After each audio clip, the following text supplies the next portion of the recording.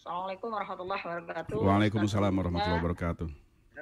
Pak Haji Irnal, Ketua KPU, Ketua Bawaslu, dan seluruh pemirsa, pendengar Sela yang dirahmati oleh Allah Subhanahu Wa Taala. Seperti biasa, Mas Bayu, mungkin saya fokus dulu ke tema kita, gitu ya. Kemudian seperti biasa, saya ingin menyampaikan pendapat saya dari dua sisi. Secara pribadi, saya ikut Ustadz Abu Gaza nih. Secara pribadi, Samina wa Ata'na tetap nih Ustadz. Kekhawatiran itu tetap ada. Kekhawatiran itu selalu ada. Manusiawi. Bahkan kami yang setiap hari menyisir daerah, yang tak dilihat oleh kawan-kawan penyelenggara baik Bawaslu maupun KPU, bagaimana eselon 3 dan 2 pemerintah Kota Batam yang tidak diizinkan diam di kantor tetapi justru harus menyisir itu, dan alhamdulillah sebenarnya datanya Pak Haji Irnal ya yang memberikan. Sampai hari ini tuh sudah yang melakukan swab itu sudah 10.298 orang. Yang sudah rapid ada 26.095 orang. Itu kan tak pernah terpikir oleh mohon maaf pengambil kebijakan gitu. Nah, ini yang dilalui oleh Pak Irnal dan kawan-kawan tim medis. Bahkan hari ini rumah sakit COVID yang memang dibuat untuk itu juga sudah penuh. Pemerintah kota, tim gugus tugas sudah berpikir untuk menggunakan rusun atau hotel-hotel untuk menjadi ruang isolasi bagi yang yang OTG gitu ya. Nah, harusnya kita memang kalau mau dibawa ini karena para ulama sudah meminta ini untuk ditunda, harusnya ditunda. Nah, kemungkinan ditunda itu ada Pak. Kenapa? Karena pada bulan Mei kita sama-sama ingat tentu Pak Herigen sebagai Ketua KPU, Pak Sailandra Reza sebagai Ketua Bawaslu Batam masih mengingat bahwa di bulan Mei pada saat terbitnya Perpu nomor 2 tahun 2020 tentang penundaan ini dari September ke Desember, dari September pelaksanaan pilkada serentak menjadi Desember, itu masih dimungkinkan Desember ditunda kembali jika itu bahasanya kan ada ya. Ada bahasanya itu. Dengan catatan jika bencana non alam virus corona ini belum berakhir, maka masih dimungkinkan untuk ditunda kembali. Betul. Nah, Perpu tadi hari ini sudah menjadi Undang-Undang nomor 6 tahun 2020. Artinya secara hukum sebenarnya boleh, nggak ada masalah gitu. Tetapi baru 3 hari yang lalu kita sudah melihat sama-sama, kita membaca, kita mendengar bahwa DPR RI dan pemerintah dalam hal ini Presiden sudah mengetok palu juga bahwa ini dilanjutkan. Nah, dilemanya kan kawan-kawan pelaksana sebenarnya betul. Tadi Ketua KPU, mohon maaf, Pak Herigen menyatakan seolah-olah ini santai banget gitu, seolah-olah aman dengan APD. Sementara Pak Haji Irnal sudah menyampaikan beliau adalah orang medis, bahkan orang medis pun sudah dengan APD lengkap. Banyak yang terpapar, rumah sakit kita sempat tutup, puskesmas kita ada kurang lebih 4 atau 5 puskesmas tutup. Nah, ini nggak kebayang sama saya secara pribadi, Kang Bayu, sama sekali tak terbayang jika klaster hari ini klaster dormitori sudah muncul. Kalaulah klaster pilkada ini muncul, ini udah jujur Pak Irnal, kami sangat memahami bagaimana tim gugus tugas menangani ini, bahkan anggaran, mohon maaf, kita merelakan anggaran semua kegiatan di kantor itu, Kang Bayu, dipakai untuk COVID gitu. Nah, untuk pilkada, alhamdulillah memang Rp5 pun tak dipotong, malah ditambah gitu ya Pak Sailandra ya, Pak Reza ya, Pak Herigen, malah ditambah oleh pemerintah daerah. Kenapa? Karena untuk menjaga terlaksananya pilkada. Gitu. Jadi sebenarnya secara hukum tadi sempat disinggung juga oleh Ustadz Abu Gaza. Kalau ditunda lagi, sementara 2024 ada pemilu serentak lagi, Ustaz. Jadi memang kalau ditunda menjadi 2021, kemudian dilantik di 2022, masa kepemimpinan kepala daerah itu yang sangat sedikit gitu. Jadi hanya kurang lebih 2 tahun. 2 tahun saja. Kenapa di 2024 sudah ada pilkada kembali, pilkada serentak seluruh Indonesia malah. Bahkan kalau terjadi 9 Desember ini pun sebenarnya terpilih kemudian dilantik di bulan Maret itu juga hanya 3 tahun, tidak sampai 4 tahun. Setelah itu sudah pilkada lagi gitu. Nah, konon lagi kalau harus ditunda menjadi tahun depan misalnya, itu sebenarnya pertimbangan dilematisnya. pemerintah pusat gitu. Nah, kalau dia PLT seperti tadi Ustadz Abu Gaza saya ingin sampaikan sedikit, kalau PLT ada kebijakan-kebijakan strategis yang tidak bisa PLT itu tak boleh. Tidak boleh, betul. Jadi kalau misalnya di OPD misalnya saya nih Ustadz Abu Gaza nih saya di Kesbangpol, kalau ternyata kinerja saya tidak bagus, sebenarnya saya harus diganti. Tetapi karena PLT nggak boleh ganti saya gitu. Jadi mau tak mau, suka tak suka, saya lah di situ sampai pensiun gitu. Jadi memang dilema sekali Pak Sailendra Reja, dia senyum-senyum karena kalau saya kepala badan Kesbangpolnya saya tanda tangan aja pencairannya Pak Reja. Sambil gurau Pak, sambil gurau. Nah, jadi kasus di Batam sendiri sudah hampir 1.500. Mungkin malam ini Pak Irnal kasih data sudah jadi 1.500 ya, Pak Haji ya. Saya tak tahu karena kita ngikutinya paling nanti tengah malam baru dapat data karena Pak Irnal ini sampai malam baru tidur Kang Bayu. Luar biasa ya. Hanya untuk men-tracking, hanya untuk nama-nama yang positif. Jadi memang sudah puluhan ribu, bukan sekedar 1.000 tidak. Yang sudah karantina mandiri, yang sudah kontak erat. Itu luar biasa. Karantina mandiri ada 6.000-an lebih. Baik orang Pemko, orang mana sudah banyak Pak. Jadi sekarang hari ini sudah menyebar di Batam. Mau di BP, mau di perusahaan, mau di Pemko itu sudah menyebar. Saya pun secara pribadi kalau masuk rumah apa segala macam itu sudah kerisauannya tingkat tinggi. Tetapi ya kembalilah begitu keluar Bismillahirrahmanirrahim ini tentu saja ada Sheila FM ya gitu. Amin. Kalau tidak ini nggak punya kepasrahan lagi udah gampang saja gitu Kang Bayu. Jadi kalaulah kita menjamin bahwa kita sudah dengan APD itu, saya pesimis. Kenapa? Karena kawan-kawan tim medis pun sudah lengkap dengan APD. Ponakan saya sendiri 2 loh Kang Bayu. Ponakan saya sendiri 2 sempat positif, 1 di Galang dan 1 di RSUD.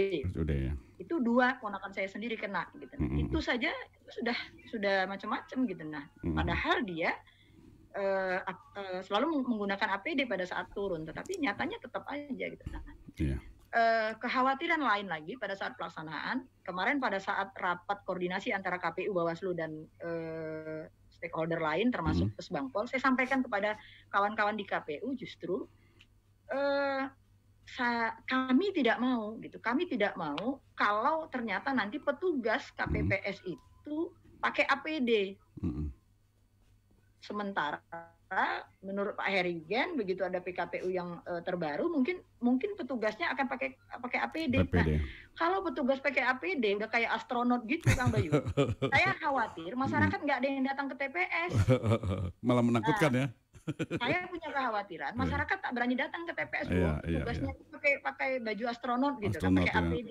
Udah deh nggak usah datang gitu. Nah, saya khawatir tingkat pemilihan juga karena ini juga rendah, di bidang Kesbangpol. Saya juga khawatir ini akan lebih menurun gitu. Jadi tetapi dilemanya itu tadi. Kalau tidak dilaksanakan maka kekosongan tadi menjadi PLT dan banyak kebijakan-kebijakan keputusan strategis tak bisa dilaksanakan oleh seorang PLT. Dan PLT itu juga punya jangka waktu, tidak boleh lama-lama gitu. Dia PLT hanya 3 bulan Kang Bayu. 3 bulan kemudian diperpanjang sekali lagi 3 bulan. Jadi PLT itu hanya boleh 6 bulan Ustadz Abu Gaza. Itu sudah surat edaran Kepala BKN gitu. Mungkin itu Kang Bayu. Baik. Sebagai lembaga yang membidangi kesatuan bangsa dan politik, bagaimana Ibu meng-create terkait silang pendapat antara pemerintah bersama DPR dan penyelenggara pilkada dengan desakan berbagai lembaga NGO dan masyarakat sipil agar saling silang pendapat itu tidak menjadi bola panas yang dikhawatirkan akan menggelinding kemana-mana dan berujung pada perseteruan yang tidak berkesudahan? Ya, Kang Bayu, jadi gini, kalau secara kelembagaan tentu kita sami'na wa ata'na. Daerah sama dengan Pak Heri, Pak Sailendra. Ini pelaksana. Pelaksana. Yang mutusin Pak Herigen nunggu putusan KPU RI gitu. Pak Herigen nunggu keputusan KPU RI yang hari ini memenya muncul. Kenapa? Karena ketua KPU-nya sudah kena COVID gitu ya. Jadi APD-nya pun dari kertas gitu ya Ustaz ya. Nah, beliau-beliau ini tak bisa kita salahkan juga Kang Bayu, karena beliau ini adalah pelaksana. Semua aturan, semua regulasi itu dibuat oleh KPU RI dan Bawaslu RI. Nah itu duduk bersama juga dengan Mendagri. Nah kami Kesbangpol itu di bawah Menteri Dalam Negeri, terutama di Dirjen Polpum kalau membahas masalah pilkada. Jadi memang kita yang di daerah ini yang saya tadi juga saya katakan kita jadinya yang berbenturan gitu, karena kita yang mengalami. Nah beliau-beliau di atas mah tinggal bikin aturan saja gitu. Nah yang di bawah nih yang kasihan ya kawan-kawan, notabene warga kita kalau ada apa-apa KPU mohon maaf, kalau ada Bawaslu pasti nelponnya ke ke tim COVID. Pak Irnal juga yang repot, Pak Yadi juga yang repot, Pak Wali juga yang bingung mencari dana gitu. Nah akhirnya apa? ASN juga Kang Bayu yang harus mengalah. Gitu. Kami sudah mengalah, sudah banyak kegiatan kami yang sudah dipotong bahkan 50%. Kesbangpol itu mohon maaf, saya sangat santai gitu, pekerjaannya sangat santai. Kenapa?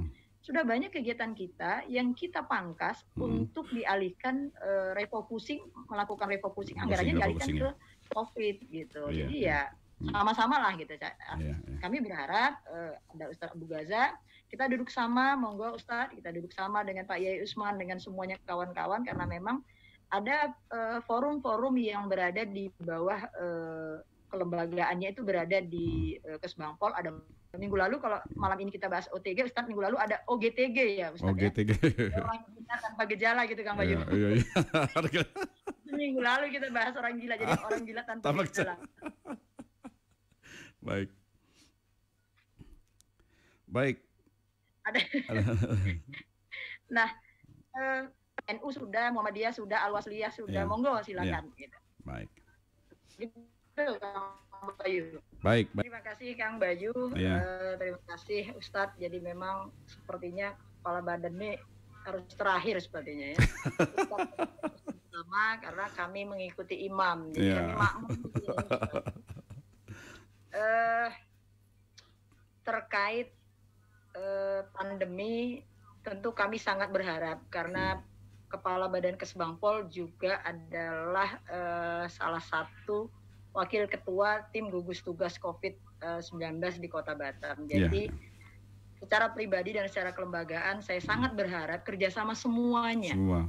Jangan hanya KPU saja petugasnya sampai ke TPS nanti atau Bawaslu saja, tetapi justru semua kalangan masyarakat harus menerapkan ini. Dan mari sama-sama kita bantu juga masyarakat, kita edukasi untuk meluruskan makna new normal. Jadi yang salah memang, saya tak mau salahkan juga ya, tapi secara pribadi saya, kalimat itu sudah salah dipersepsikan oleh masyarakat. Jadi masyarakat mendengarnya new normal, new-nya dihilangkan. Gitu, seolah-olah normal saja, jadi biasa saja gitu. Nah, kita berharap itu, apalagi dengan adanya Perwako nomor 49 tentang penerapan itu, bahkan kita sudah menyisir, Satpol sudah jalan, ada yang sudah kena razia, ada yang suruh push up, ada yang suruh bersih-bersihkan rumah ibadah. Sebenarnya saya lebih setuju bersih rumah ibadah ini Ustadz. Jadi kalau misalnya Kamis ketangkep bersih, sholat Jumat udah bersih masjidnya gitu.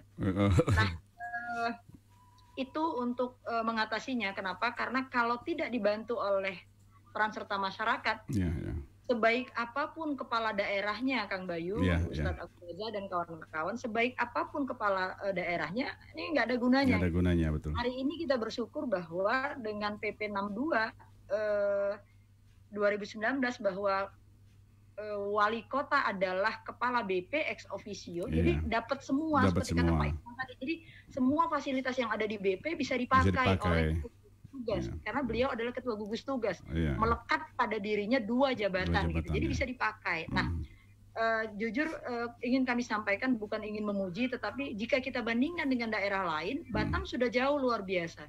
Kenapa kita peroleh sampai hampir 1.500? Karena memang disisir terus nih. Jadi tim COVID-nya menyisir terus. Pak Irnal tak pernah berhenti, ini tidur saya nggak tahu. Pokoknya jam 2 malam, besok subuh. Betul. Laporan itu tetap ada di handphone, Kang Bayu. Sama, saya juga ditembusi sama Pak Irnal malam-malam pagi-pagi. Setiap malam kita laporan juga ke Kesbangpol Provinsi, karena tetap harus lapor ke nasional. Jadi kenapa jadi banyak? Karena memang disisir terus, betul. Mungkin nggak banyak, nggak sebanyak ini gitu. Nah, semua anggaran sudah dilimpahkan ke sana, tetapi kalau tidak ada dibantu oleh masyarakat, ini semua pun APBD sudah sampai kosong pun kas daerah ini nggak akan selesai. Jadi mari sama-sama kita edukasi melalui Radio Sela ini, kita sama-sama lah. Jadi mohon Kang Bayu bantu juga Ustadz namanya dengan khutbah-khutbahnya, bantu agar masyarakat, tapi saya yakin Ustadz Abu Gaza sangat mematuhi itu. Sudah melaksanakan semua apa yang disampaikan oleh pemerintah. Kemudian terkait pelaksanaan pilkada, Kang Bayu, sebagai lembaga negara, sebagai instansi pemerintah, kami tentu, saya secara pribadi dan secara kelembagaan tentu sami'na wa ata'na. Jadi karena kita adalah pelaksana, kita tunggu keputusan pusat. Kalau pusat menyatakan tunda, kita akan tunda, bersyukur gitu. Tapi kalau pusat menyatakan tetap lanjut, karena 3 hari yang lalu ketok palu Presiden dengan DPR melanjutkan, ya itu melaksanakan saja gitu. Jadi ya inilah konsekuensinya gitu, karena kita memang pelaksana bukan pemutus. Pemutusnya ada di pusat. Mungkin itu Kang Bayu. Baik. Dari saya.